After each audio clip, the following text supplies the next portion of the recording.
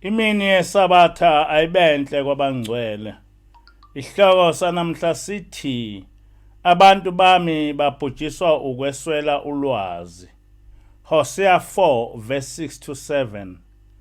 Abantu bami babhujiswa ukweswela ulwazi. Njengoba ulwenqabile ulwazi, nami ngiyenqaba ukube ube ngumpristi wami.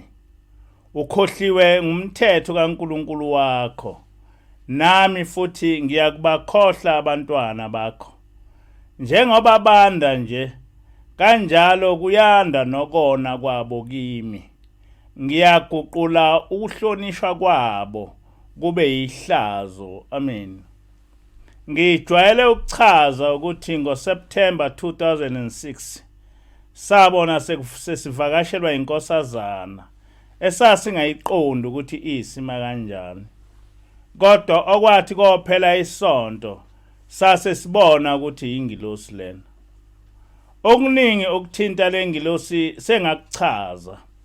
Kodwa namhla ngifisa ukuchaza ukuthi yini eyenze ngize ngenze ucwaningo olwangiholela ukuba ngazi ukuthi siyisizwe samaHebheru.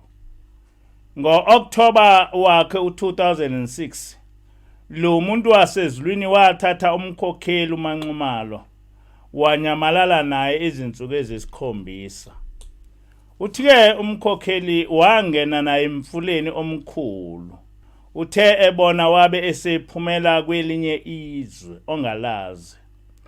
Kuleli lizwe wahlanganiswa namadoda amadala ampofu anezintshebe ezinkulu. Ingilosi yamtshela ukuthi ngamaJuda lawa. Lezi zintshebe umkhokheli zamfaka esikoleni, zamfundisa ngobuNazaretha, zamchazela ngoShembe umprofeti. Ngaphandle kwezinto eziningi ezachazwa umkhokheli ngalolu hambo lwakhe, into eyangihlupha kakhulu ukuthi isizwe samaJuda sihlanganaphi noShembe nobuNazaretha. Ngo-2007 lo muntu wasezulwini owayelokhu esivakashela wabe sengitshela ukuthi uthunywe kimi nguShembe ubaba ilanga ukuba ezongibheka ngoba kunabantu abafuna ukungibulala. Ngo-2010 yabuya futhi lenkosazana yathi thunywe nguShembe ubaba ilanga kimi. Uthi angimakhele ibandla likaJehova. Ngifundisa abantu indlela eyiyo yokukhonza uJehova. Ngithathele ezimfundisweni zomprofeti efundisa amaNazaretha. Kusukela ngaleso sikhathi lo muntu wabe esezibonakalisa ngokusobala ukuthi ungumuntu ovela ezulwini. Wachaza kabanzi ngoShembe ubaba mkhulu nangobuNazaretha kanye nemvelaphi yethu njengesizwe. Okokuqala wachaza ukuthi ikomkhulu lethu ezulwini kuseJerusalema. Wathi uma abantu abamnyama sebebuyele kuJehova njalo ngonyaka bohlanganyela eJerusalema. Lokhu kukhuluma akungiphathanga kahle. Ngoba ngangingazi ukuthi yini esihlanganisa namaJuda kanye neJerusalema.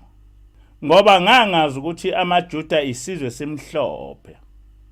Ngelinye ilanga lo muntu wasezulwini wangichazela nangezintshumayelo zomprofeti nangehlabelelo 77 verse 3 kuya ku4 esithi nikulalele esikushoyo okuvela enkosini. Ningabi njengoyihlobenu ababulala abaprofeti ababethunyelwe kubo. La ngidida leli hubo ngoba esizweni sakwaZulu asikaze sibulale abaprofeti abathunyelwa kithi. Kepha isizwe sakwaIsrael esenza lokho. Le nkosazana yasichazela ngezihlabelelo nezintshumayelo zomprofeti eziningi. Yasho ukuthi ubaba mkhulu wakuveza ukuthi singabantwana bakwaIsrael. Kodwa thina asakunaka akushoyo. Noma kunjalo, lento eyayichazwa ingilosi ngangingakwazi ukuyixoxela umuntu. Ngoba ukuthi singamaHebheru kimi kwangawakho umqondo. Kodwa kwagcina kwembuleka kimi ukuthi lezi intshebe zamaJuda kwakungabaprofeti bakwa-Israyeli ababezovuselela inkolo kaJehova eyayichithwe ngabezizwe. Ngaqala lapho-ke ukuzenzela ucwaningo ngalezi zinto engizibikelwa ingilosi, kanti vele sebebaningi abantu abawulandelayo lomlando wesizwe sethu. Kumele sazi ukuthi njengesizwe saba nesivumelwano noJehova entabeni yaseSinayi. Lesi sivumelwano sasithi uJehova uyoba uNkulunkulu wethu, asivikele kukho konke okubi, amukele imithandazo yethu, asehlisele nezibusiso. Bese thina simkhonza ngokugcina izimiso zakhe ebengubaba wethu. Kodwa umbandela uthi uma sisephula isivumelwane, uJehova uyosijezisa ngokusiqalekisa, engayemukeli imithandazo yethu, futhi engasehliseli nezibusiso. NguJehova owaqala ngokugcina isivumelwano, wahamba nathi iminyaka engama-40 esivikela ezitheni zethu, esondla ngemana eyayivela ezulwini. Sihamba noNkulunkulu wethu, asizange saswela lutho. Kodwa thina asizange sisigcine isivumelwane, samhlubuka uJehova. Njengoba wasichazela uShembe ngo-1927 entshumayelweni yakhe yaseRehobowamu, njengamanje siyinzalo yesiqalekiso, asavikelekile kukho konke okubi okusehlelayo, sidikilwe nayimithandazo, asisenasibusiso. Sesimlahlile uJehova, saqala ukwehlulwa izizwe eziningi. Kodwa lapha sizogxila kuyisizwe samaRoma, okuyiso esagcina ngokuqeda ngathi. KuMahubo 83 verse 3-4 kuthi, ngobuqili benza uzungu ngabantu bakho, baceba ukulwa nabafihliweyo bakho. Bathi wozani sibaqothe, bengabe besaba isizwe, negama lika-Israyeli lingabe lisakhunjulwa. Lesi siprofeto sasichaza ukuthi kuza isikhathi lapho abezizwe beyohlangana ngalesizwe, bagcine besenzisa ngazilutho ngokuthi sinzalo ka-Israyeli. Nempela leso siprofeto safezeka. uJ. Davidson Eliot ku-page 46-47 wencwadi yakhe ethi Walking in Revelation, Identifying Black People in Biblical History, uyaqinisekisa ukuthi umlando ne-identity yama-Israyeli kwahlanekezelwa futhi kwacashiswa naseBhayibhelini. Vele-ke siyazi sonke ukuthi ngokwezimfundiso zabezizwe amaHebheru ngabamhlophe. Uyakuveza futhi u-Eliot ukuthi ngenkathi ama-Israyeli ehlasela ngo-70 AD abalekela ezintabeni zase-Afrika, noma ngaleso sikhathi lalingakabi bikho izwekazi elibizwa ngokuthi i-Afrika. Izwe lethu lalise-North East Africa, namhla osekuyi-Middle East. Kumele siqonde ukuthi umprofeti wethu wokugcina kwakunguYeshua, indodana kaMaria noJosefa. Asilazi ngokwenkolo yethu leli gama uYeshua esebizwa ngalo ngabezizwe. uYeshua wayengum'Israel kanye nabafundi bakhe. Wahamba emhlabeni ngo-40 AD. Ekufeni kwakhe wabuye wavuka kwabafileyo. Wabe esethuma abafundi bakhe ukuba bashumayele ezizweni zonke leli ivangeli owayehamba emhlabeni elishumayela. Nempela baphuma abafundi bakhe eJerusalem bashumayela abezizwe. Nazo zenza sengathi ziyalimukela leli ivangeli. Kodwa ngo-70 AD isizwe samaRoma sahlasela iJerusalema, sabulala amaJuda abalelwa esigidini, babhidliza ithempeli laseJerusalema. Ubufakazi bokuthi amanye amaJuda abalekela eWest Africa sinamamephu adwetshwa ngabamhlophe ngama-1700. Lama maphu abonisa izwe elise West Africa okuthiwa iNegroland namhla okuyiBenin namanye amazwe ase-Afrika. Izakhamuzi zeNegroland zinzalo kaJakobe, kune Kingdom of Judah, kube yizwe lakwaNaftali kanye nenye inzalo kaIsrael. Umbuzo uthi njengoba kuthiwa amaJuda isizwe simhlophe, pho umbuso wamaJuda nenye inzalo kaJakobe babefunani eWest Africa okwakuyizwe labantu abamnyama? Kwenzeka kanjani ukuthi indawo yezizwe zakwa-Israyeli ibizwe ngokuthi iNegroland? Ngoba igama elithi Negro ngesiLathini lisho ukuthi black. Kungumlando owaziwayo ukuthi izigqila ezathengiswa emazweni amaningi ama-Arab nawase-Europe zathatha eWest Africa. Kodwa sebene-nickname yokuthi ngama-Negro, kufihlwa ukuthi ngamaJuda. Safezeka isiprofeto esithi, wozani sibaqothule, bengabe besaba isizwe, negama lika-Israyeli lingabe lisakhunjulwa. Kusukela lapho isizwe sakwa-Israyeli esabaleka eWest Africa sagcina sesizigqila zezizwe eziningi. Saziwa ngokuthi singama-Negro, ukucisha i-identity yabo. Kwathi amanye amaHebheru abaleka anqamula ugwadulu aze azofika lapha emzansi neAfrika.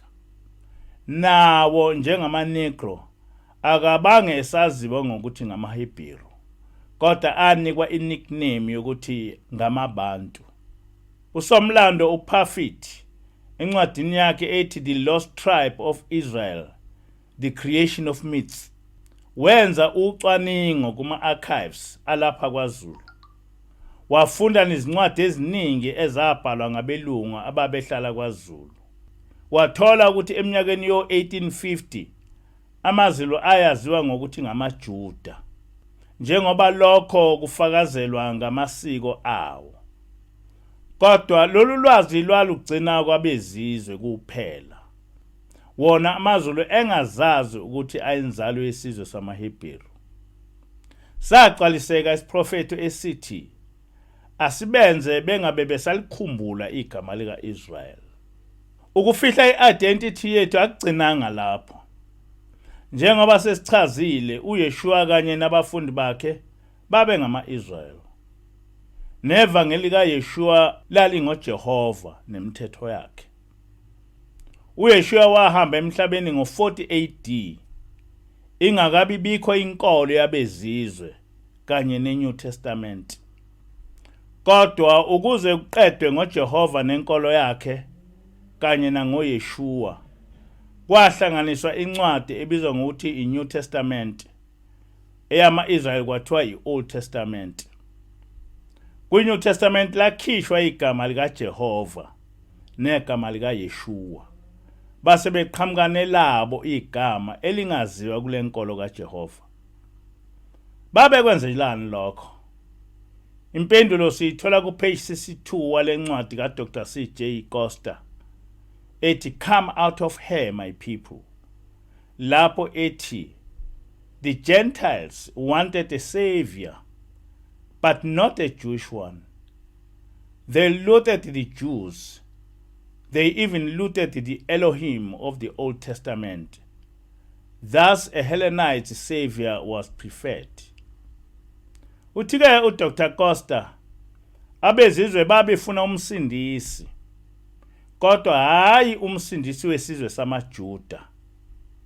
Babe wazonda amaJuda, bezonda noNkulunkulu okuyi-Old Testament. Ngakho-ke base bezifunela umsindisi wesizwe sabo. Amen. Akulona-ke iqiniso ukuthi igama elithi Jesus eliyagcina selithi Jesus liyisihumusho sikaYeshua.